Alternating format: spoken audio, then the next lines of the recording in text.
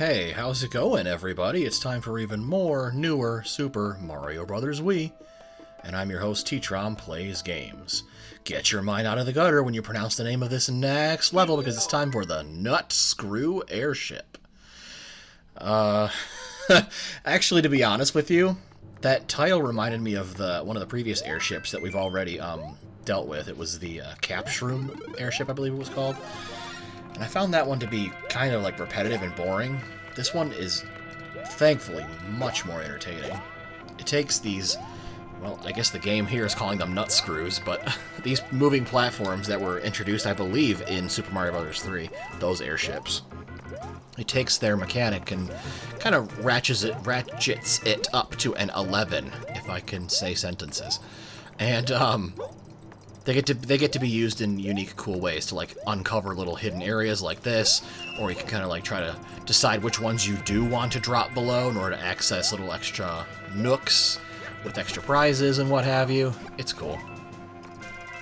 At the end of the day, though, they are pretty dangerous if you're not jumping almost constantly when you're interacting with them. I found that out the hard way when I was delving for my 3rd star coin of this level.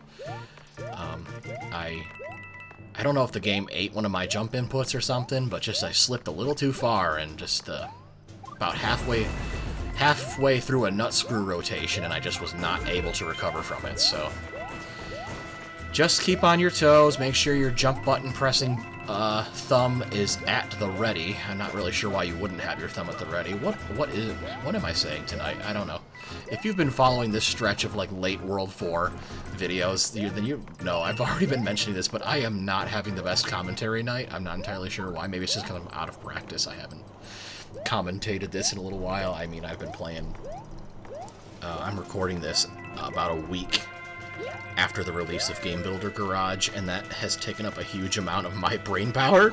So maybe it's because I'm thinking about like programming my next game, and I need to get my head in this game.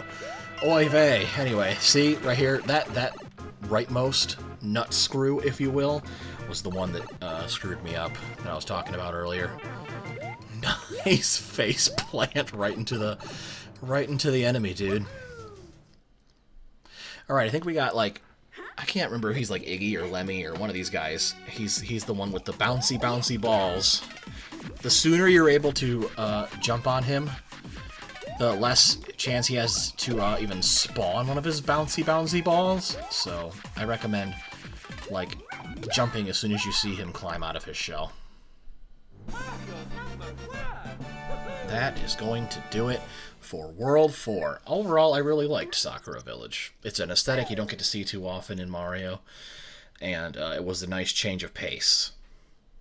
Looks like we're heading into, for World 5, it's going to be a little bit more of a familiar territory, though, because it looks like we're going into snow. But that's not actually what is going to be next on the docket for this particular walkthrough series, because if you remember correctly, we unlocked the beginning of World C by getting a secret exit earlier on in World 4, and World C is where we are heading next. So I'll start that in the next video. But until then, if you're looking for more of my nerdy ramblings, you can feel free to drop me a follow on Twitter at ttrom_actual. Until next video, take care, everyone.